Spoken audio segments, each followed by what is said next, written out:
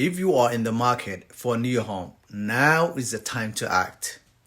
The problem is that in the past few years, the Minnesota housing market has been a sales market with low inventory and higher demand driving up the prices. However, with more and more homes coming on the market and a slight decrease in the demand, buyers are now in a stronger position.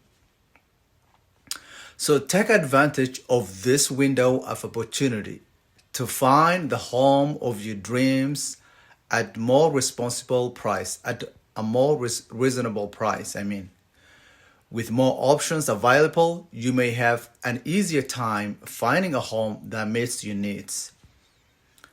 And if you have been thinking about buying a home in Minnesota, don't wait any longer.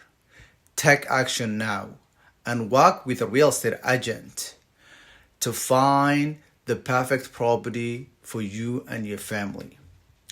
And also, if you want to buy or sell or invest in real estate, reach out to me. And also, if you want to learn how to analyze properties and buy your first rental, give me a follow and join my live on TikTok on Monday to Friday at 8 p.m. Central Time.